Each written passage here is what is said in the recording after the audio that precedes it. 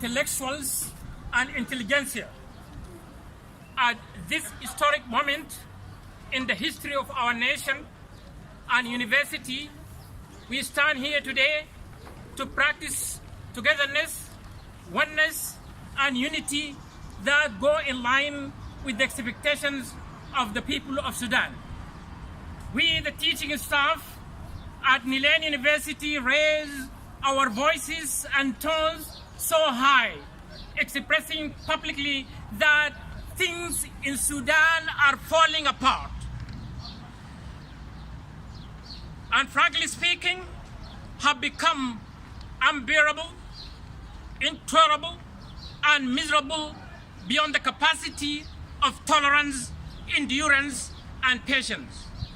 My colleagues, scholars, intellectuals, and intelligentsia, the tottering economy, the chaotic political scenes, the indecent life Sudanese people are experiencing this time as a result of poverty, hunger, and diseases.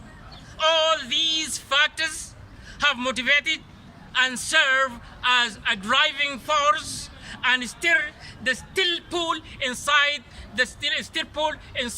all professors and teaching staff at Niles University, and start thinking of mingling themselves with the people of Sudan and all the citizens. Dear professors, we by these moves and steps call upon the following bodies: the United Nations High Commissioner, the Human Rights Commissions worldwide, the European Union and Western countries, the international community, and Amnesty International to consider, investigate, and look into Sudan's situation from a compassionate ground. Ladies and gentlemen, dear colleagues, there are 5 points here.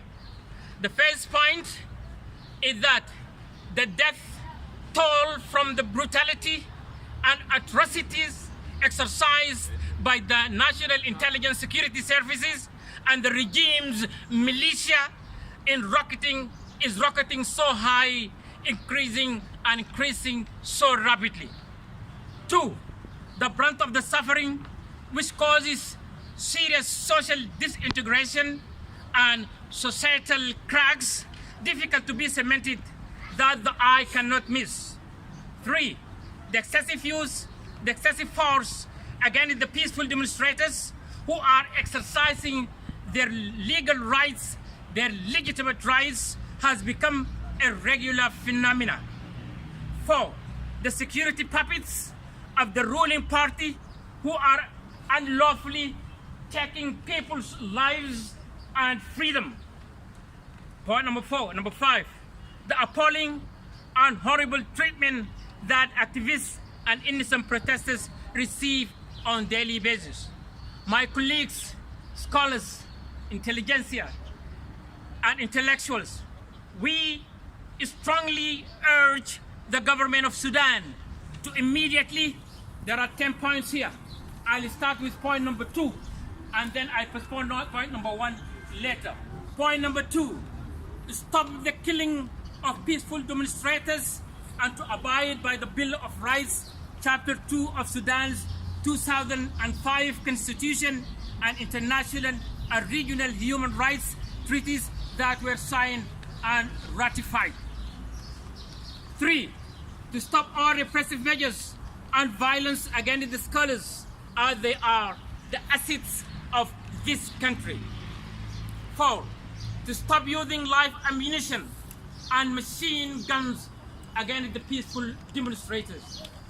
5, to hold accountable the culprits who committed crimes against humanity and their own innocent people.